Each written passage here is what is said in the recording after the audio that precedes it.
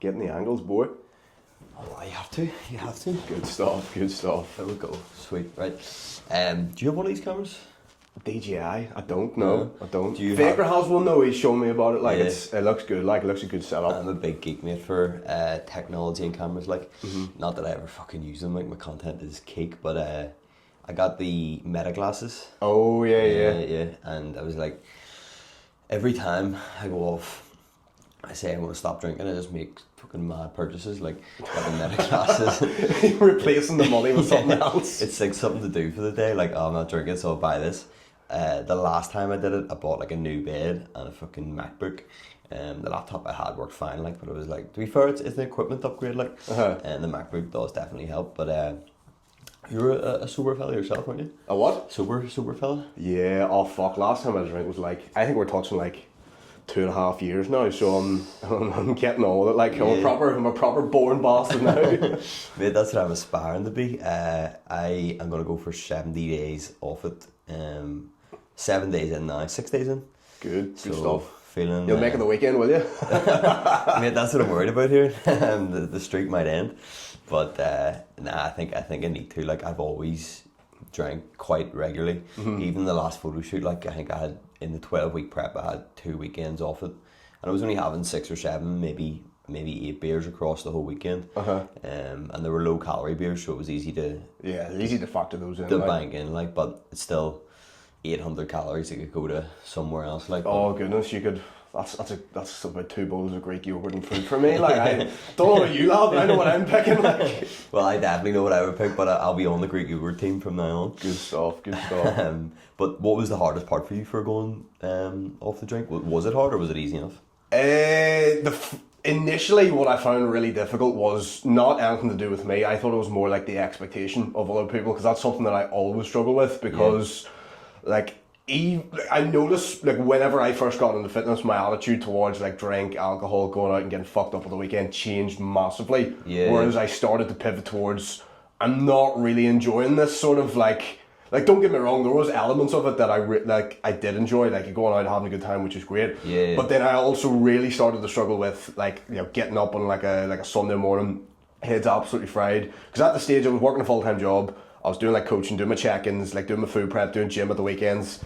And then if I was going out on a Saturday, Sunday was like the only day I had off during the week, and then my head was completely fried. So there was that, but then there was also like the expectation from other people, when I felt like it was expected of me to go out, and I struggled initially with just like saying no to people, because like you don't want to be the guy who's just like the boring cunt. He's eventually he gets to the stage where they're like, you notice like you just stopped getting asked to do certain things, and it just becomes normal. And then whenever you, like, say you are out, like you're having, I don't know, like a Coke Zero or an alcohol-free beer, it's interesting, because like one of the first things that people will come up to you and speak about was like, oh, he's still off the drink, and I'm just like, fuck, have we anything else to talk about? Like, but yeah, it's interesting, because like that's for some people it's just so ingrained, especially over here. Like, there's a massive drink culture in like Ireland, Northern Ireland, and a lot of people would be like, it's just that expectation that they have, but no, it's just normal. I don't even think about it at all. It's definitely getting more normal, like in culture, for people just to not drink, but it definitely was probably especially when you decided to not drink, it was like you're probably the odd one out, like when you're out and stuff. And I've been on a few sober nights out, or a few like sober parties, or me not drinking at parties. And it is the first question you get asked, like, why are you not drinking? As if you're like sick or something, or something. Yeah, there's a lot of friction. Like, I remember, like, this is a good few years ago, like listening to a podcast, I think it was one of Chris Williamson's, and he was just like, alcohol's the only drug that if you don't take, people automatically assume that you've got a problem, which is true. Like, the first thing that somebody comes up, oh, why are you not drinking? Like, what's going on? Like, are you sick? Are you on antibiotics or something along those lines? I'm like, chill the fuck out. It's just a better stuff than they need to be doing. Over the course of the next couple of days, so I'm just saving myself for it. But that's just how it goes. Like, big time. See, I would be I actually don't like going out at all, really. Like, I never enjoy it properly. I enjoy it if it's me and Morgan, because we go out, get a bit of food, maybe 4 or 5 drinks, then we come home, watch a movie. But I don't like going out. Like, Morgan's friend, we were seeing this a couple of months ago, and they were like, we're going out with such and such, and they were like, we've booked the table for 7, and I was like, 7? Like, what about like 12? Like, can we do a bit earlier and then be home for 7? Yeah. I just get dead tired when I'm out. Like, I'm the exact same. it's just like, a sleep schedule. it got to a stage where when I was drinking, I would just hit a certain point of the night and I'm like, I'm away home. Yeah. Like there was no convincing me. I was just like tap everyone or something. I was like, bye, I'm away. Like there was no speaking to me. I was like away straight to bed. See, if I'm out with mates, like, and Morgan's not there, I'll just Irish goodbye it. I'll just leave. Without That's the saying way to anything. do it. That's the way to do Yeah, it. just go and then explain myself the next morning. But if Morgan's there, she loves to stay out, so you kind of have to stay there. But house drinking would be my big thing. Like I love on a Friday night, after work, just maybe playing a bit of PlayStation, watching TV, bit of food and a few beers. But it does fuck up, like as you say, like waking up on the only days that you have off and being like not really recovering or doing anything. No, 100%. I do sort of rate that though, because that's a good way to switch off. Because like that's something that I would have struggled with personally. When like obviously like spending the last month with like Faker there, where one thing that he had was like locked in. It was like PlayStation with the boys every Friday night, and then a little bit on Sunday in as well.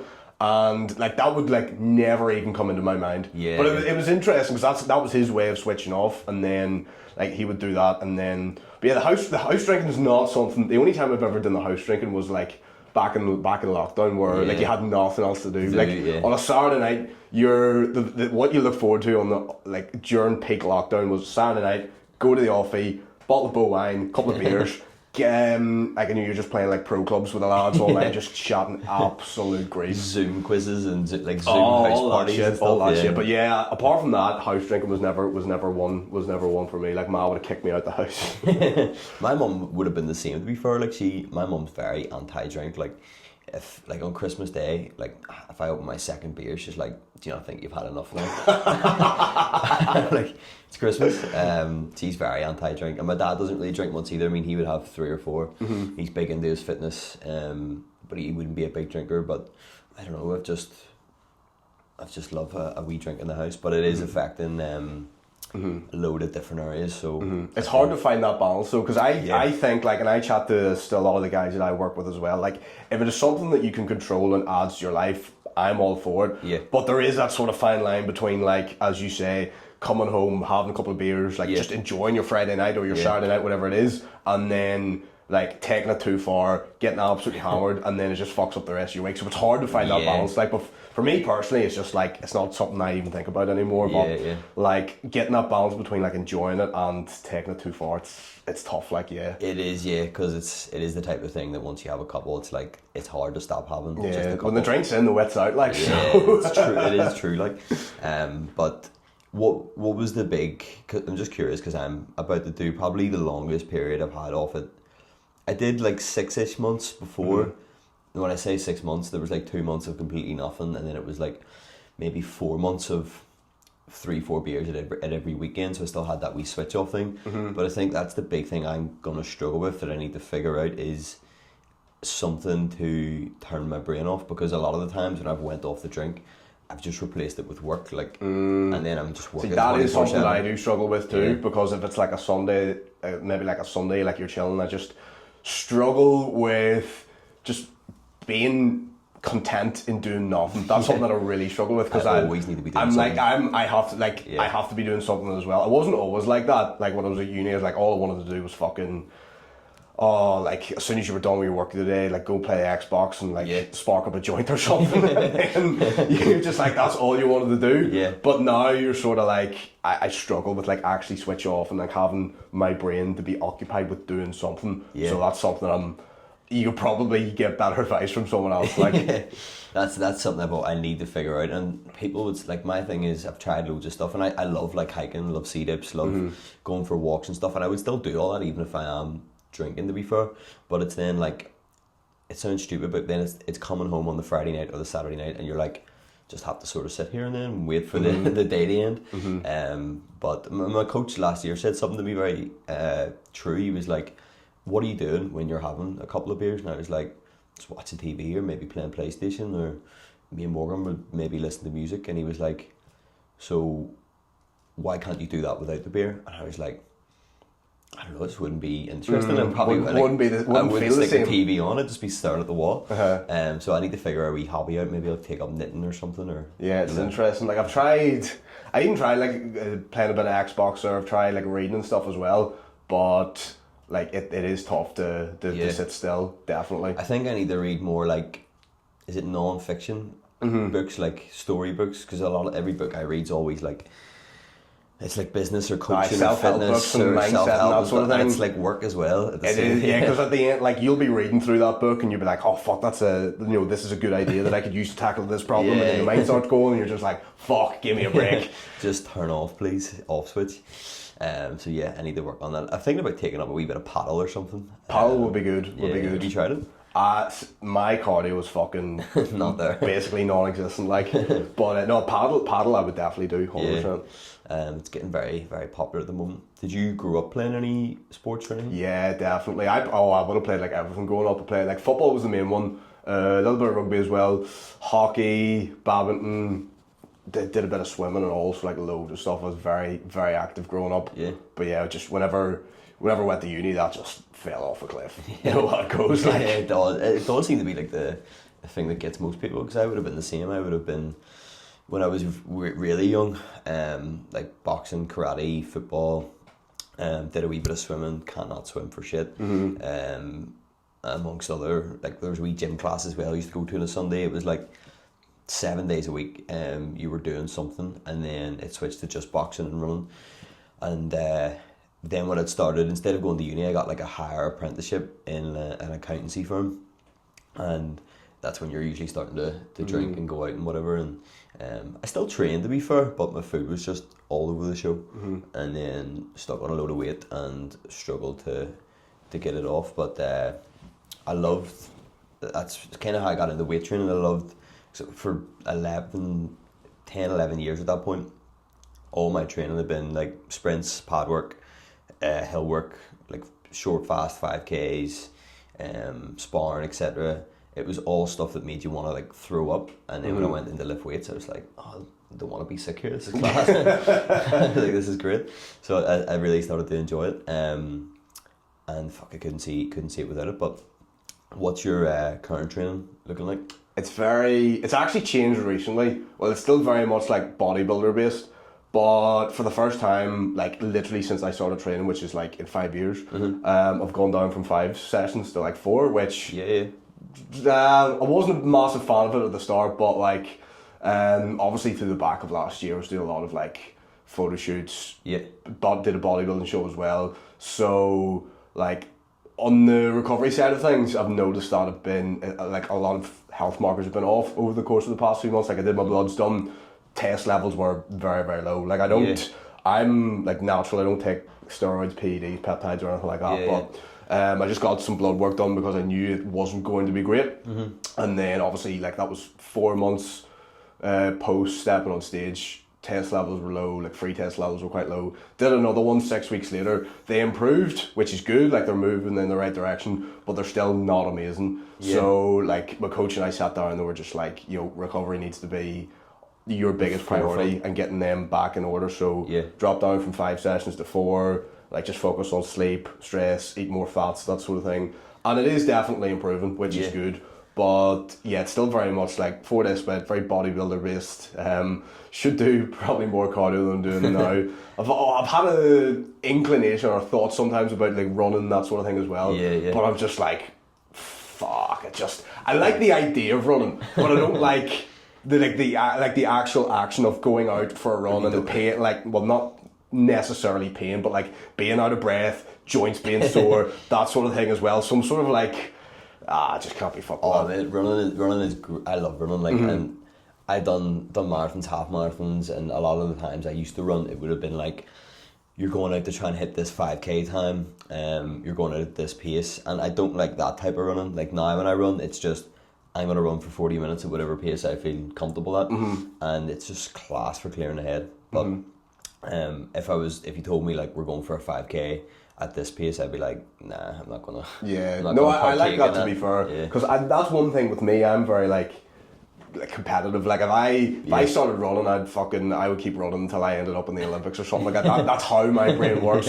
So that's why I'm sort of a little bit hesitant to push towards that. But I like your approach. Something like, I'm just going, as you said, just going to run for 40 minutes. Don't give a fuck with the time. Just doing it to feel good. I could get behind that, definitely. It's probably because I did like all my training was cardio based, and I think pushing yourself to a limit in cardio is a lot harder, or it's different than pushing yourself to the limit with like trying to beat lifts and stuff. Doing that's very hard too. Like obviously, leg day is one of the ones you can end up being sick on. Like, but yeah.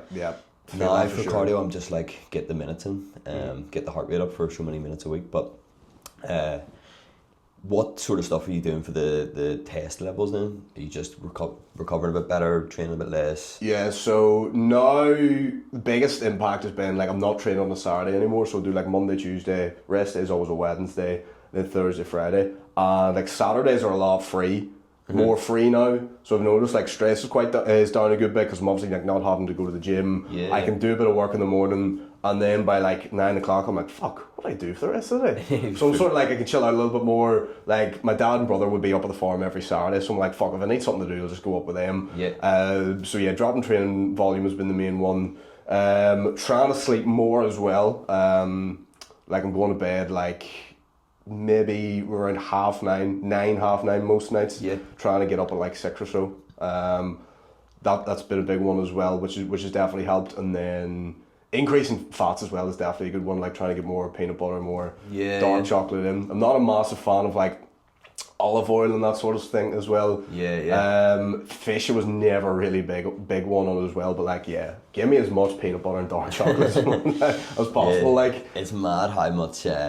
How much better you feel when you do prioritise fats, like that's one thing that a lot of people struggle with. Maybe you notice that as well, but like a lot of people just fixate on the word and take it for face value, like fat, and then they automatically assume that they're going to gain fat because of that. And I would have struggled that a lot with my mindset as well. Like even if I was bulking, I would have kept my fats at like maybe 25-30 grams. Like you just go, which is not what you want to be doing whatsoever. Fats are like you need them.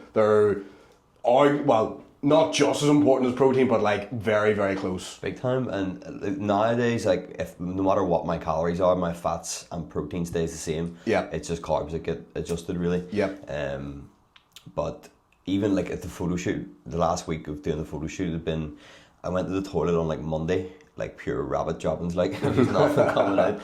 And then it was like Thursday and I was like, fuck, still haven't gone to the toilet. And my fats, I think, were sitting at like 10 grams maybe or something like that. Yeah. And it's became a staple, like it's fucking great. So I had like a teaspoon of butter, about 250 calories of dark chocolate. Okay. Microwaved it, mixed it all around, and then threw a tub of 5% feed yogurt into it. Interesting. Mixed it around. Butter, chocolate and yogurt. And it was unbelievable. I've never heard that combo, to be fair. I'm definitely going to have to try it. And literally like I went for a walk, 40 minutes later, everything was emptied out. It was great. I was like, there's no way just a small bowl of fats like that has made my stomach actually move, and then I instantly felt the leanness come through. Good stuff. But a lot of people do, especially girls struggle with that concept of like fats will not make you fat. Yeah. And that they're actually essential. I do spend a lot of the day explaining that to a lot of people and trying to get their fats up, but with the 5 days going down to 4 days, what has that been a hard standpoint? Because I've done it recently too. I've always done 5 days and then like 2 days of cardio, just because I genuinely love training. Like it's the hour of the day I can switch off and not really think about anything else. But I've switched down to 4 days and then just 1 day of cardio, so we've got 2 proper full rest days. And it's been good, and one of the reasons I did it was speaking to someone who, quite a big guy, usually trains like 6 times a week for as long as I've known him, and he switched to like 3 full bodies, and he's noticed a lot more of a benefit, and he said he actually really looks forward to the gym because he's only going 3 times a week. Yeah, definitely. Where before sometimes it would be a bit of a slog or got a bit repetitive, where now he's like, I can't wait to go and do this session today. Definitely. But has it been hard, or has it been pretty easy? I think at the start it was hard initially, just like getting over that mindset thing, because you're very much like, oh fuck, like less sessions, you're gonna have less progress, less gains, that sort of thing. But like as you say with that guy, definitely noticing a lot more enjoyment for the sessions now. Like that Saturday one, it would have been a case of like just getting it up. It was very much the mindset of get up as early as possible, get it done, like go get the groceries, buy the food for the week, come back, and then you're just like right, okay, like now I need to tackle the rest of the day, when that would have taken me till probably like maybe like, you know, by the time I had breakfast in me, it would have been like 9:30, maybe 10 o'clock or so. And then you're going, right, okay, now I need to get back to clients, do X, Y, and Z. Yeah. Whereas like now I've got the time to just do that in the morning. And then if I can finish up by like 9 o'clock in the morning, I'm just like, right, okay, I've got the rest of the day just to do whatever the fuck that I want, which is good. Like, it's definitely good. Yeah. I think that's a big part of recovery too, having that, ironically, that chill time to switch off. It's not just resting, which is why I definitely need to find something like. But yeah, no, I've rated doing the 4 sessions. So are you doing like an upper lower sort of split, or what is it? Upper lower rest, rest, repeat. Yeah. I'm doing push pull legs upper is my split at the moment, and yeah. So only the one leg day, lad. Yeah, probably need about 3 leg days to be honest. They're lacking, like, but fair. Yeah, I do need to bring them up a wee bit. But have you anything in the cards for 2026, like training wise? You doing any other shows? No. Like, main priority for this year is just health and recovery, definitely, because we had that conversation with the coach there we actually sat down. Well, I said to him like a couple of weeks ago, I've got a trip coming up to Bali at the end of the month. And I was sort of thinking like, going on holiday, maybe get a 6-pack, that sort of thing. And he was just like, not a fucking chance. But that's what I needed to hear, because I knew that was going to be the answer deep down. Yeah. But like, it takes having someone in your corner to go, look, this is not a good idea. This is what we're going to do instead. And you're just like, right, okay, fair enough. Yeah, someone who's not emotionally involved. Exactly. Yeah, big time. And from doing like doing a photo shoot to doing a show, how different is it, and what is different about it is obviously the levels you take yourself to. Yeah, that's a very good question. I think I probably didn't go about it the best way whenever I did it, because I only started off like, I had one photo shoot booked, and I booked it with a client, and I was just like, oh fuck it, I'm paying for this, so I may as well just do it with him. Yeah. And it was great because we obviously, like, he's based in like Leeds, Manchester direction, so I like booked it and then went over and like had it, like enjoyed the day with him, which is really good. And then like my coach, he had booked another one for his, like, all of his clients, and it was like 7 weeks later, so I was like, all right, okay, I'll just push myself a little bit further and do that. And then it was a sort of stage where it was just like, you know, I had competed 3 years prior, and I was sort of thinking like, you know, it's been 3 years, I'd like to think I've made a decent amount of progress in this time. And I was just sort of like looking at shows, and there was one, it was down in Wexford, which was like 4 weeks after the second photo shoot. And I was just like, fuck it, I'll just throw my hat in the ring, go for that. So over the course of like, you know, another 7, like 4 weeks there, it was just pushing myself, like, I don't think I have never, haven't hard ever pushed myself to that level before. Was it a good idea? In hindsight, probably not. But like, how close after that second photo shoot was the show? 4 weeks. 4 weeks. That was tough. That was fucking. That's a lot of mental, like, yeah, definitely. Because I was walking in the gym and I was a zombie. Like, there was like no talking to me, no nothing. Like, at the end of every set, I was just like, I genuinely think I'm about to drop dead. Then I was even contemplating doing another show after that, but it was 4 weeks later, and I was just like, 1 or 2 weeks maybe, but I was just like, I'm literally like gonna drop it any second here. So I was just like, no chance. Because I went from like 90 kg down to, like, I think my lowest was like 70.5 or something like that over the course of like 18 weeks. So like over a kilo per week was just fucking nuts. Like, so definitely not the right way to go about it. Next time. But I'm glad that I did that lesson, and I know that I'm not going to do that again. Some lessons you only learn by doing, like, someone can tell you, but you have to experience it, like. But yeah, fuck, that is a lot of mental reserve. I'm just thinking about when I finished the photo shoot, I just couldn't wait to eat all around me for weeks. Oh yeah, the word reverse just didn't enter my mind. It was like, nah, we're free for all here for the next 6 weeks for the foreseeable. Yeah, then you look at the scales maybe a couple of weeks later, you're like, you stupid cunt. See, I was actually surprised. So I finished I went from 78 to 63, and the about a week, 7 days after, we just had loads of stuff planned. So we were out that day, the Sunday, it was a group shoot, so with all the clients, we went out and got food and had drinks. On the Monday, me and Morgan had booked it off work. We went into the Christmas market, had food and drinks. What'd you go for? Oh, awful. So we had a Subway in the morning. So on the day of the photo shoot, I actually only had really like a Big Mac and a donut, and I couldn't eat anything else. Like, my stomach was just busted. But the following day, the gates opened, so I had foot-long Subway. Then we went into town, had like 7 or 8 pints of Guinness. Churros at the Christmas market. Churros are good, like. I think there was a hot dog in there too. Oh yeah, the big massive ones, the big like what do you call them, the bratwurst or currywurst or something? Yeah, unreal. And then we had cinnamon swirl things from Auntie Annie's. Oh, they are ridiculous. All the sugar over it and stuff, great. And then went into the shop and got caramel nibbles, Maltesers, big bag of minis, I think Sensations as well. Then I love Sensations. Sensations They're my. I'm not a big crisp fan, but they're my favorite. Like I actually prefer like corn snacks, you know, like Skips, Bikers, that sort of thing, rather than actual crisps. But probably because the taste buds were fired to the moon that they were really good that day. Yeah. Then came home, had a Domino's, Oof. and 4 cookies, and then there was some Tang Fastics and stuff in there too.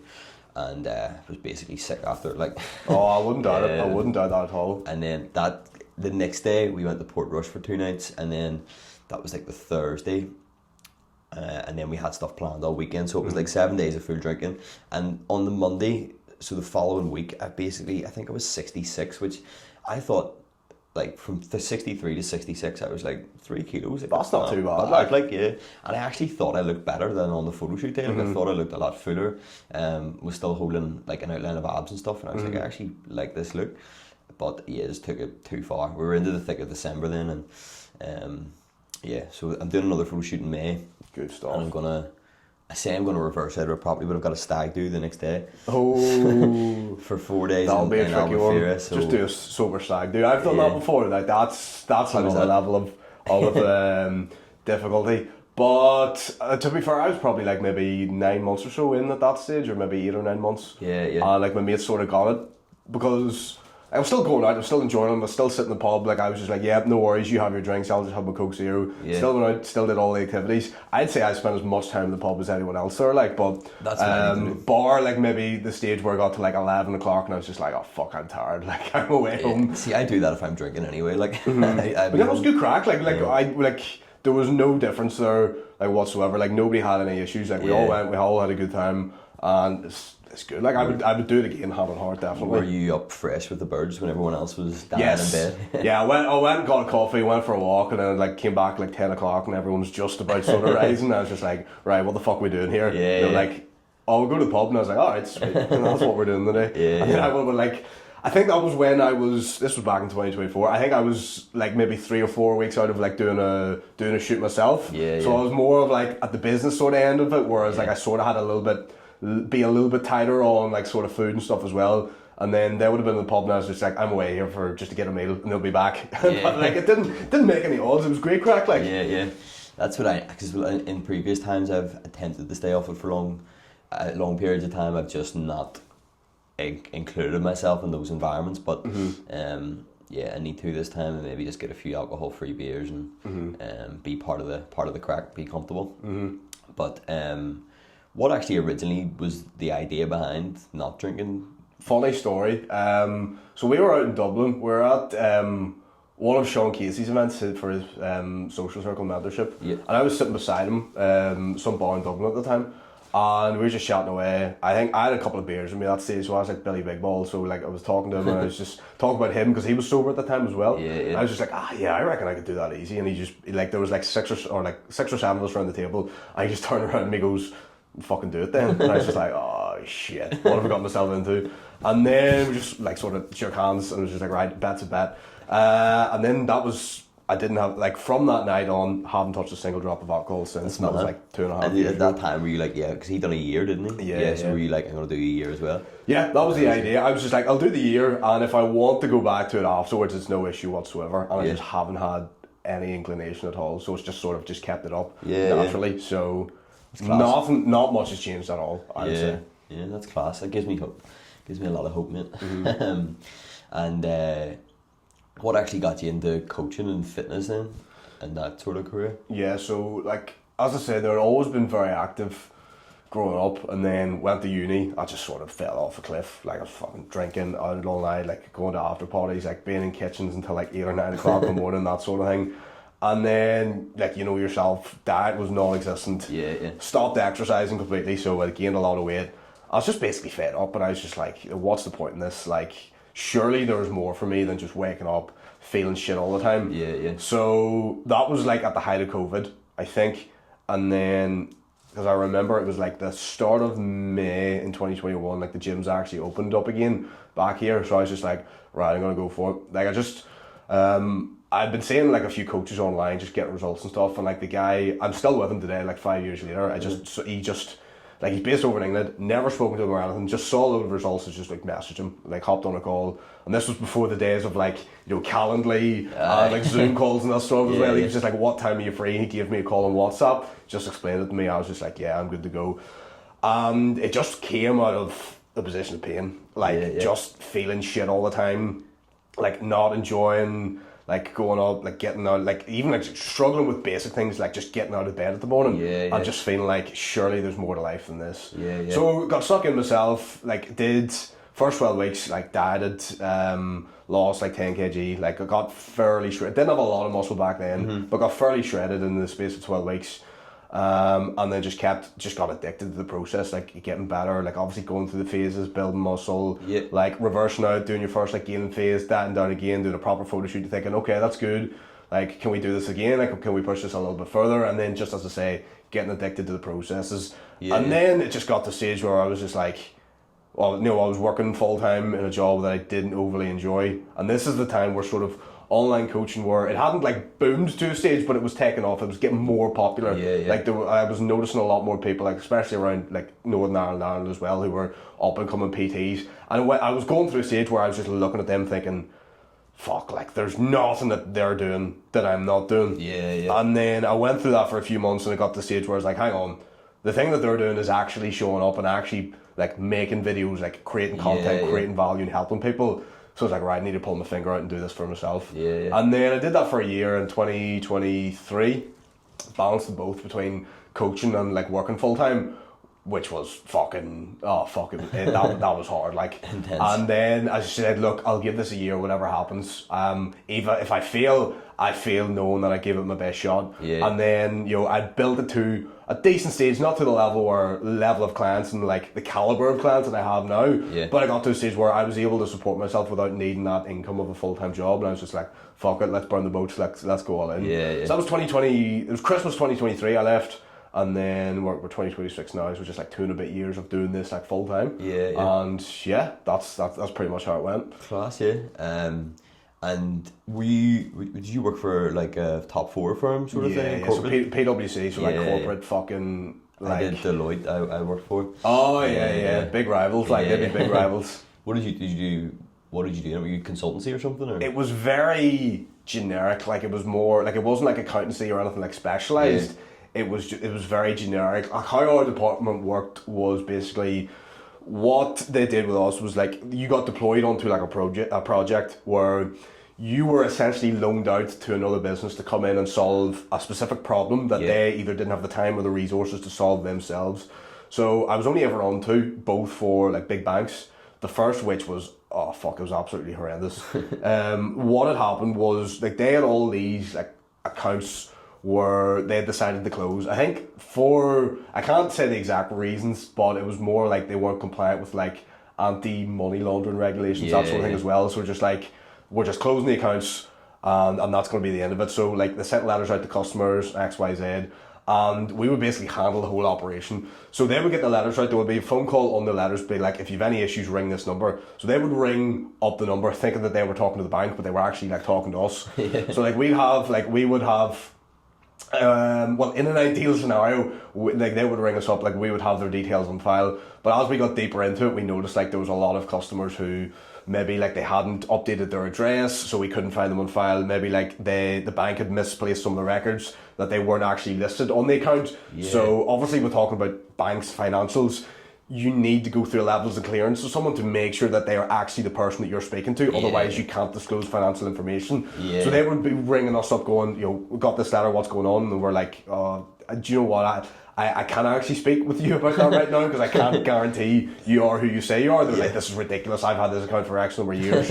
And naturally when financials are involved, deadlines come into place, people get really frustrated, really angry, because like it's, well, legally speaking, because of the type of the account, it wasn't their money, but maybe they were entitled to the money at a certain stage. and it got very like stressful. There was obviously like you'd be picking up the phone, you'd be maybe dealing with a complex problem of someone's account, and then you would have like our work phone. It was programmed through like some telephony system where all of a sudden you just get your phone would ring, and you'd have to pick it up there and then go through the clearance with someone to talk about their account, try and help them with whatever issue that they had.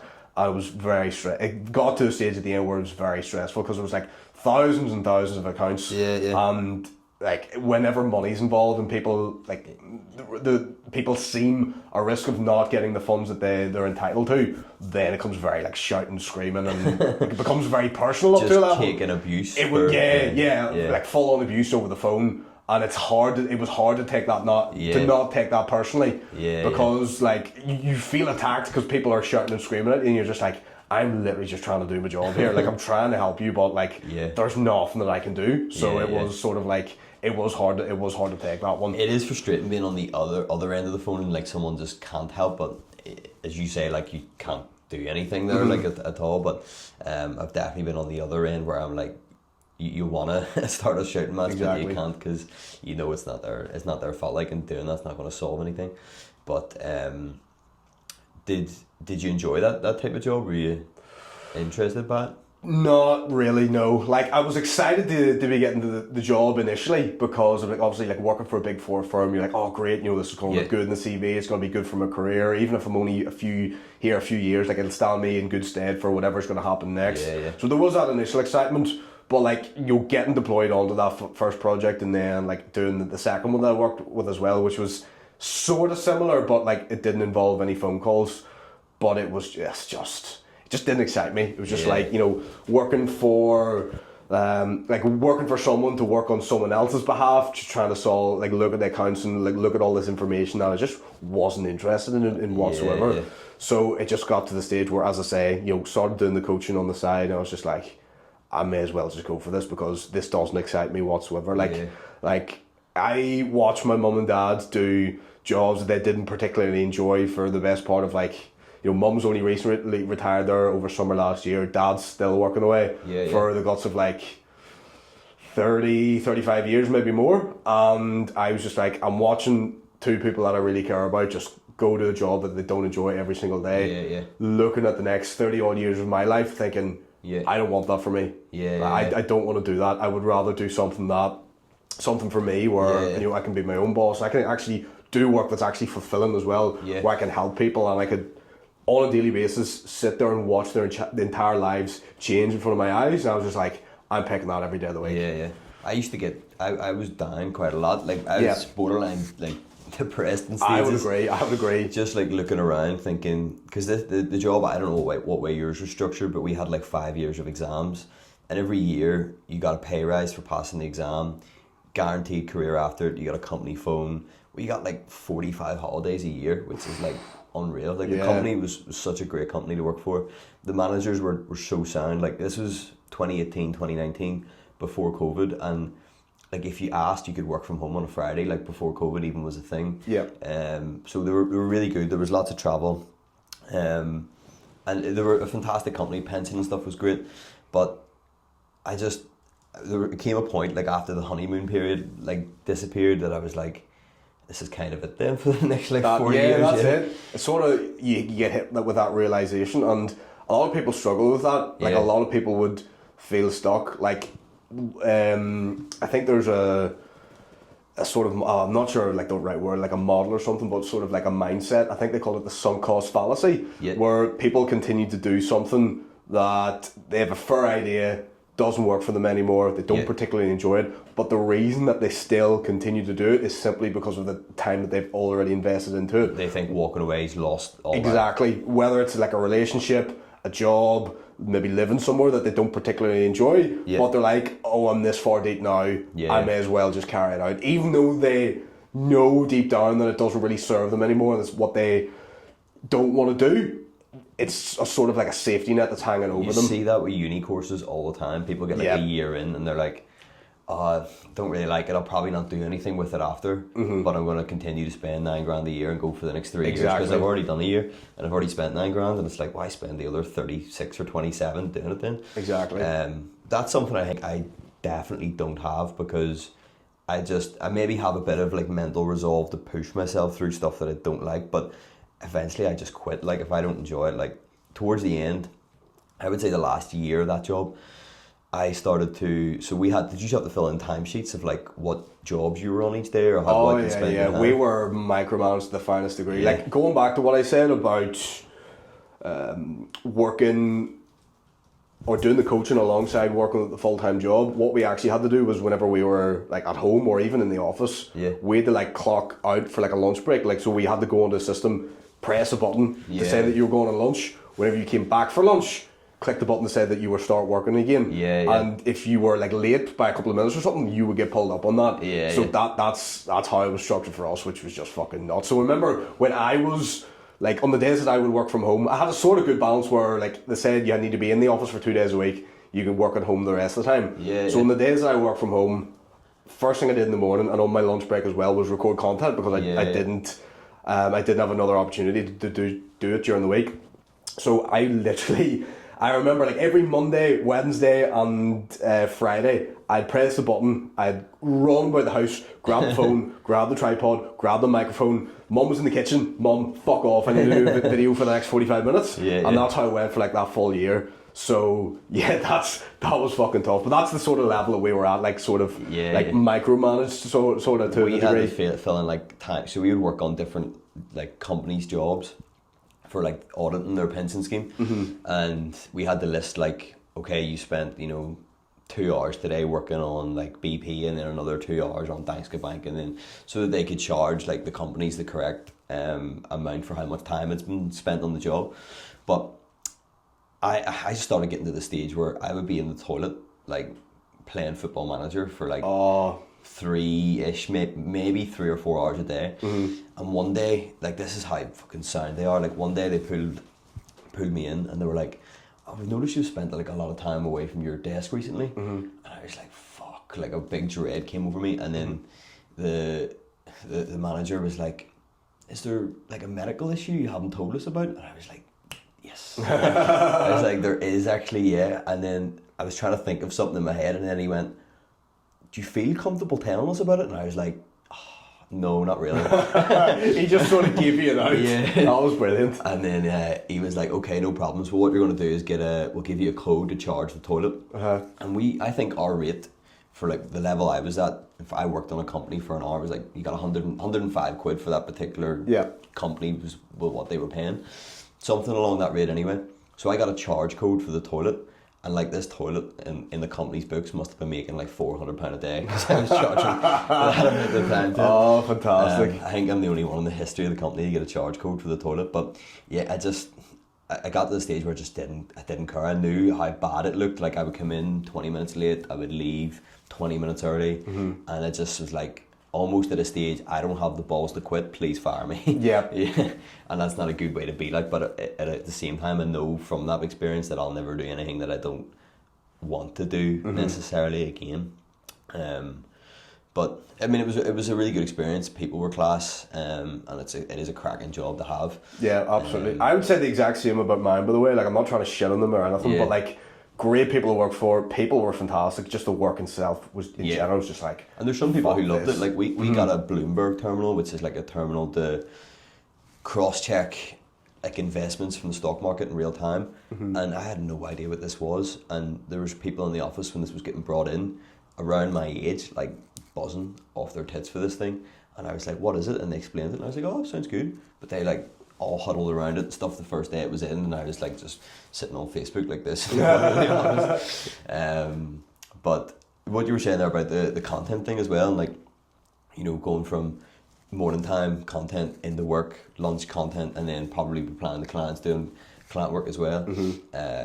That's something I've seen, because like I'm actually starting to get a lot of coaches come to me who are just starting out or who are like younger coaches, and they're asking me for bits of advice and stuff. But one thing I definitely say, if any of them are watching, everyone who has made a success of coaching has had that period that you described where it's like you're going from this to this to this. Like Owen McGinn's a good example. Like I remember meeting him for recording a bit of content in the evening whenever he had finished work, and he just literally came into the gym like straight away in his like full corporate suit and recorded in the gym in his corporate suit. Like he just was like, we need to get this done, and there's that level of like it just has, like there's no option, like it has to be done because like you're very much there in that stage. You're the underdog. Nobody knows you. Like you are like levels and levels to get to where you want to go moving forward, and like we would still be in a very similar position now, where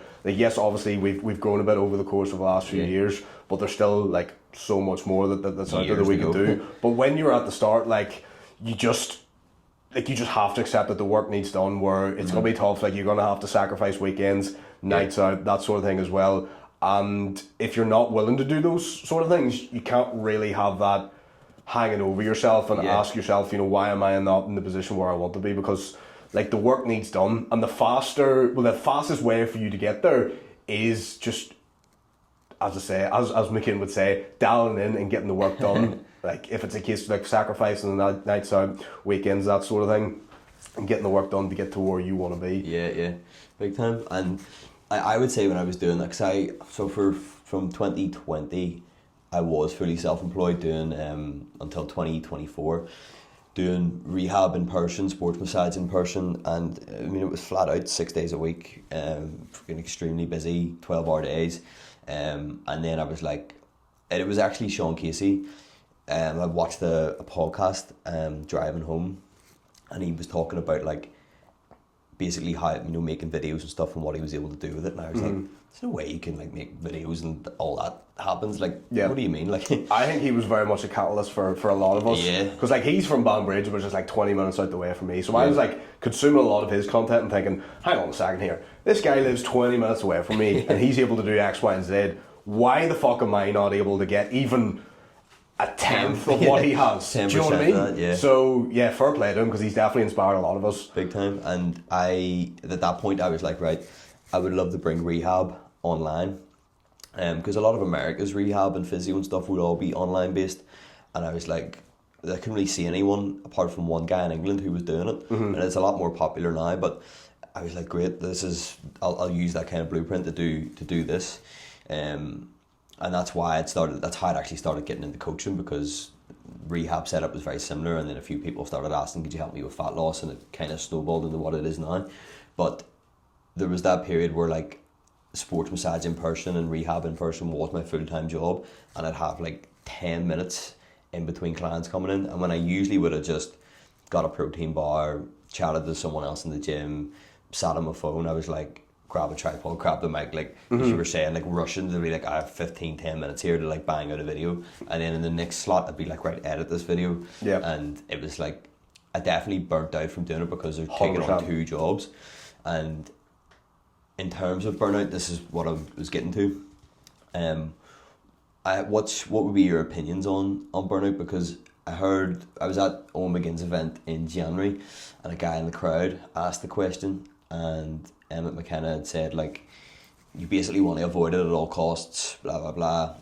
Because the guy's question was, do you think burnout's real? And Emmett was like, it's fucking very real. Yeah, I would agree. And he was like, you want to avoid it, blah blah blah, you can't push it that way.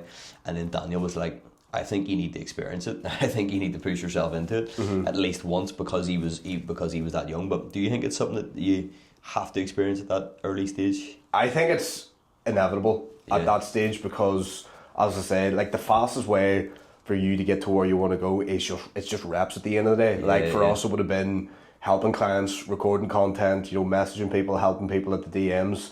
And the faster that you do that, the quicker that you get up to speed in terms of, right, okay, this works, this approach works, maybe this video works, let's double down on this. And the only way that you get there is from reps. And naturally there is going to get to a stage where if you are just starting out, for example, where maybe you have another full-time job, or maybe you have other responsibilities, like maybe like you're a parent or something along those lines, that makes it more challenging 100%, because maybe you don't have the amount of time where like yourself and I, who have the luxury to be able to do this full time, would do. So it's important to understand that changes the rules of the game, but it doesn't change the actual game itself, because you still need to do the work. It might take you a little bit longer, and that's something that you have to manage with your own expectations.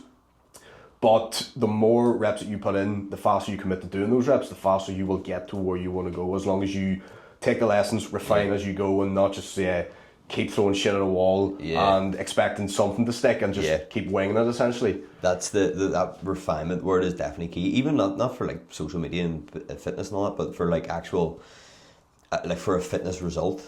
I think it's the same thing. It's reps, and I would continually try and do things, and then I wouldn't actually review if it went well or how I could change it. I was just like more of the same today, and it was like, you've done this thing like 1,000 times now and it hasn't worked, like maybe try and change it. I was just continuing to do it, but I think even without that review period, I still learned, because I just had to fail like 100 times over. Even with like food, for example, like long periods of time, especially after boxing, the way I would have tried to always did lose weight for fights and weighing in would have just been like, I ate the same foods and it was pretty much like water with oats, because milk had too many calories. Exactly. I still do that. I still do that today. It's good, saves a good flipping 90 calories, I suppose. But then it was like plain chicken and tuna, and then dinner was always like vegetable soup and like 2 wee chicken skewers, and obviously boxing training, like running, etc. And I was like, when I came out of that is how you lose weight. And I had no concept of calories. And then when I did get a concept of calories, it was like,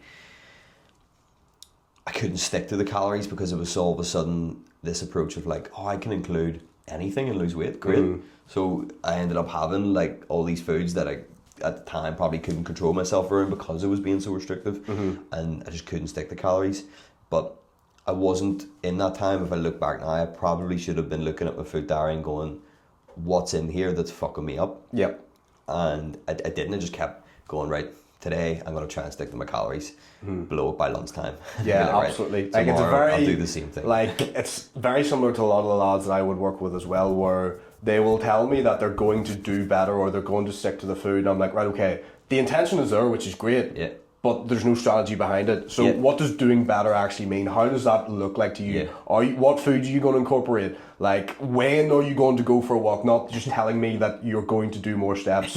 Like, what time are you going to the gym? Like, when are you going to fit this in? So like, having an understanding of how you're going to implement the strategies that you're going to use to guarantee that you get the job done is a million times better than going, I will do better, because what the fuck does that even mean? It's a wish, not a plan then. Exactly. 100%. And one thing that I always get from, even I used to say it myself, and clients would say to me too, is when I plan, I never stick to it. So it's kind of pointless. Like, I can set a time for the gym and I can list out what foods I'm going to have, and I can do I can plan my week, but I never actually stick to it.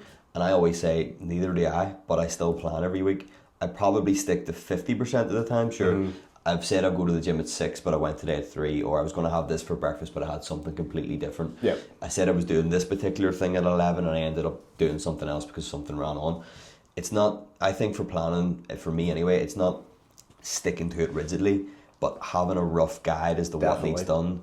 It shows that the intention's there, but there's focus as well, because I always say if we define focus, it's like attention to one matter. And on a Sunday, if I don't sit down to write what I'm going to do for the week and when my gym sessions are, I'm not focusing on it, there's no attention on it, and it's just, there's no guide, so it's more likely to go to shit. And for the last like 2-3 years I've been planning my week, I don't think I've ever stuck to it 100%, so I always say, like, don't expect to stick to it by taking that time. You're putting the intention in the right place. Right now you're just not, it's not at the forefront of your mind at all, so you need that time to sit down and think about it, essentially, to get it in the head. Having the intention is good, and as you say, having a plan is good as well. Like, I'm very fortunate that I can structure my weeks in terms of like doing my gym sessions when it works for me. I generally try to like do the same things at the same times each day. So gym would always be at the same time. I would eat at the same time. Again, not everyone has that luxury. But there is times where, even for me, there are, like, life happens. There's going to be roadblocks. There's going to be things that are going to come up unexpected. Point example, this week, like, Wednesday is my check-in day. So the time that I would usually be going to the gym, I do my check-ins in that block, so it's easier to swap them around. And it was like midway through them, all of a sudden I get a phone call from my brother, and he was just like, there's a sheep lambing up the road, like, we need to go and sort it. And I was just like, fuck, right, okay. Like, wasn't expecting that. Yeah. But, like, there was some issue, like, the vet was around in the morning and there was something wrong with her way to get her moved into a different pen. And, like, that disrupted my flow. Like, it was in, like, you know yourself, you're doing your check-ins, you want to box them off, it's a very draining task where you're giving all of your energy into someone to help them progress and help them move forward. And that just completely disrupted my flow. And I was just like, fuck, right, I need to get back into this now. So that's going to happen. Like, there's going to be roadblocks, there's going to be emergencies, there's going to be stuff that you didn't account for. So it's never always going to be perfect. But it's what you do in those instances where, and I say this to a lot of the guys that I work with as well, where you're not always going to be able to give 100%. But in those times where you would normally go, I can't give 100%, so I'm going to give 0 because I may as well not fucking bother if it can't be perfect. How can you go, right, can't be 100, but can I give 70, 80% on this day? Can I just about tick the box because of everything else that I've got going on? Because if you can do that, that's going to be the difference between you staying stuck in the same place and you actually being consistent enough, not perfect, consistent enough to get to where you want to go. 100%. And I actually had a girl I spoke to like 6 or 7 weeks ago, and we were chatting. She was inquiring about coaching. She was motivated to the hills. She was like, this is... like, I'm going to do it this time. I've tried like 100 other things. This is the final attempt. Like, if it doesn't go for me this time, I don't know what I'm going to do, but like, this is the last time that I will do this. And I was like to her, before we even like have a proper chat, like, you need to change that mindset, because with you saying that, it's great that you're so motivated and you're so ready, but that mindset is, the second something doesn't go to plan, which it will, you're just going to throw the towel in because you think you failed. Before we even chat further, you have to accept that you're going to fail. Like, I'm telling you now, signing up to this isn't going to mean that you're perfect for weeks and weeks. You are going to fuck up. That's a part of it. We need to just find a strategy to help you bounce back as quickly as possible after that fuck up. And we just didn't gel, and she wouldn't really accept that. In her eyes, she had to be perfect. But that's a very, very common mindset. But you have to, I always say, like, if you taught a kid to ride a bike, like, you would be delusional if you said the kid's not going to fall off the bike. So if you haven't lost weight before, or you haven't lost weight in years, what makes you think that you're going to do it smoothly? Like, it's a new thing to you, so it just takes time, essentially. Absolutely. Yeah.